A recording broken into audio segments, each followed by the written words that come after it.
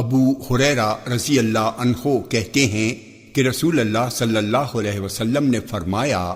لا حول ولا قوت الا باللہ، کثرت سے پڑھا کرو کیونکہ یہ جنت کے خزانوں میں سے ایک خزانہ ہے۔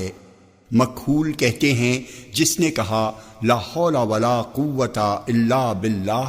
ولا منجا من اللہ الا الیہ، تو اللہ تعالیٰ اس سے 70 طرح کے ضرر و نقصان کو دور کر دیتا ہے، جن میں کمتر درجے کا ضرر فقر و محتاجی ہے۔ جامع ترمذی حدیث نمبر 3601، یہ حدیث صحیح ہے۔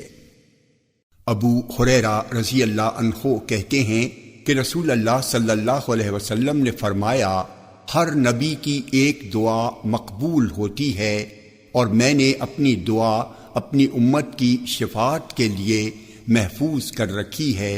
اس دعا کا فائدہ انشاءاللہ امت کے ہر اس شخص کو حاصل ہوگا جس نے مرنے سے پہلے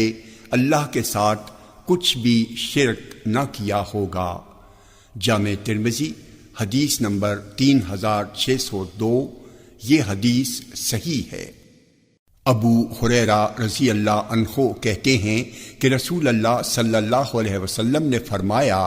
اللہ تعالیٰ کہتا ہے، میں اپنے بندے کے میرے ساتھ گمان کے مطابق ہوتا ہوں، جب وہ مجھے یاد کرتا ہے تو اس کے ساتھ ہوتا ہوں، اور اگر وہ مجھے اپنے دل میں یاد کرتا ہے تو میں بھی اسے جی میں یاد کرتا ہوں، اور اگر وہ مجھے جماعت یعنی لوگوں میں یاد کرتا ہے تو میں اسے اس سے بہتر جماعت میں یاد کرتا ہوں یعنی فرشتوں میں۔ اگر کوئی مجھ سے قریب ہونے کے لیے ایک بالشت آگے بڑھتا ہے تو میں اس سے قریب ہونے کے لیے ایک ہاتھ آگے بڑھتا ہوں، اور اگر کوئی میری طرف ایک ہاتھ آگے بڑھتا ہے تو میں اس کی طرف 2 ہاتھ بڑھتا ہوں، اگر کوئی میری طرف چل کر آتا ہے تو میں اس کی طرف دوڑ کر آتا ہوں۔ جامع ترمذی حدیث نمبر 3603، یہ حدیث صحیح ہے۔ ابو ہریرہ رضی اللہ عنہ کہتے ہیں کہ رسول اللہ صلی اللہ علیہ وسلم نے فرمایا، استعیذوا باللہ من عذاب جہنم واستعیذوا باللہ من عذاب القبر،